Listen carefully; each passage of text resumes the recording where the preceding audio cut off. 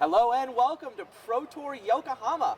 I'm Randy Buehler. I'm here with Brian David Marshall. We are coming to you from Japan. We're in the Pacifico Yokohama for the fourth time there's been a premier event here. Brian ran down the details in his column. A lot of history in this building. You were saying Buday's first top 8. Finkel's last top 8. Owiso's first top 8. We figured out that Richie Hohen is good at limited in this building. Matthias Jorstedt caps off his incredible run in 2003 where he doesn't win Player of the Year despite having 3 top 8s in one season. But yeah, 331 players came here. It's going to be time spiral, plane shift, block constructed. 16 rounds. This is kind of an interesting format. It's normally the block constructed Pro Tour, you've only got 2 sets, but because of the bonus sheet from Time Spiral, it feels almost like there's 3 sets built into this thing. Yeah, there's a ton of cards that are available in Time Spiral that have won Pro Tours on their own. Sure. Certainly, Void and Stormbind and even Enduring Renewal has had its fair share of top finishes. So it's a very interesting format, very challenging for deck builders to deal with all the thing different things going on. The thing that really struck me is I was talking to people yesterday. Everyone is talking about Magic Online events. Right, there was a premier event on Magic Online. What was it, last week or something? It was sometime last week. 4X, lots of prizes, 150-ish people. Yeah, somewhere around there. Exactly this format, block constructed. What was in the top 8? 8 white weenie decks in the top 8. 8 out of 8 spots. 8 out of 8 spots, including Willie Edel Sure. in the finishing second, but I guess it's sort of a, 2 players. Probably had a prize split. Yeah, probably had a prize split. All different flavors of decks. Some with white weenie and white weenie and all different flavors. All different flavors. Willie's is actually really exciting. If you watch the playback, he has Pentarch Paladin and Cloud Chaser Kestrel after board.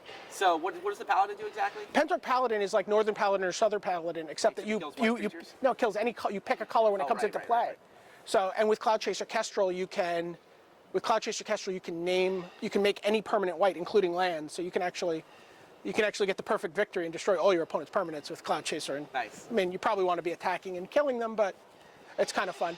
I heard a lot of people talking, do we put the Paladin's main? First of all, is it fair to call this deck a white weenie? I was just going to say the same thing. 5/5, Sarah Ventures at 3/3. These aren't weenies. Listen, Soltari Priest is the veteran on that team.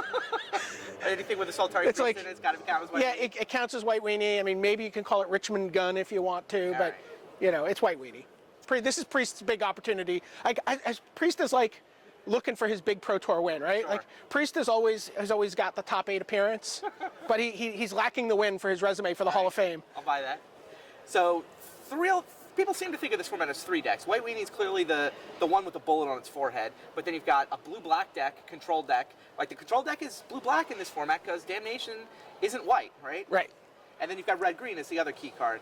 Now, this blue-black deck seems like it's super powerful. Teferi's an amazing card. Damnation's an amazing card. We don't have the mana fixing, though, that, the mana is just not what it is in Standard. We've gotten really spoiled. So I expect that the black-black, blue-blue-blue will present a stumbling block for somebody in some games this weekend. This deck looks like it's the most powerful, but not only does it have the mana inconsistency problems, but it's also very vulnerable to enchantments. So you've got like the white weenie guys can decide, oh, okay, fine, you swept my board with Damnation, here's a Sacred Mesa. Right. The red-green deck can say, okay, you swept my board with Damnation, here's Stormbind. Or they can just say, oh, you're tapped out to play a Signet, Stormbind on turn 3. Sure. And what do? They can just throw cards at you for the rest of the game. I've actually seen some people splashing white into the blue-black deck for disenchant, as if the mana wasn't already hard enough.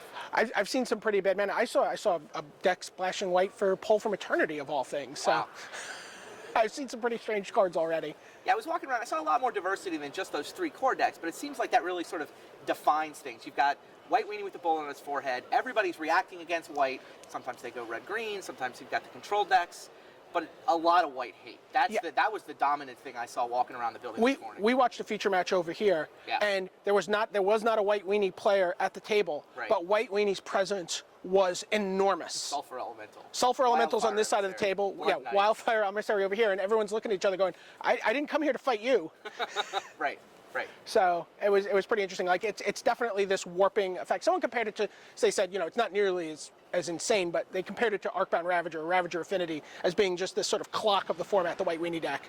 Which I'm not sure it's that. It's not. No, it's not. It's not. Right. It's not. Just insane, kill you.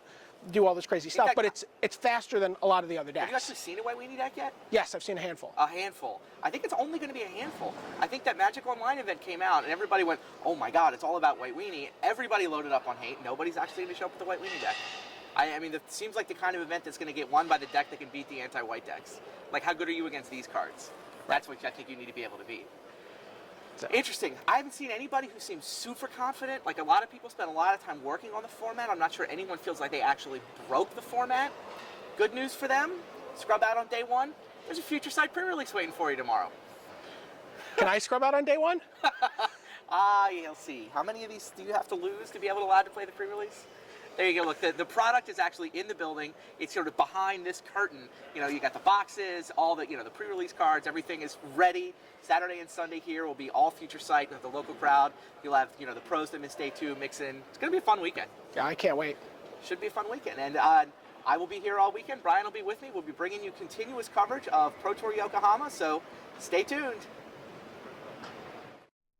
Are you interested in earning scholarship money and awesome exclusive foil cards? If you're 18 years old or younger, the Magic Scholarship Series is your ticket to both. For more information, go to www.wizards.com/MSS.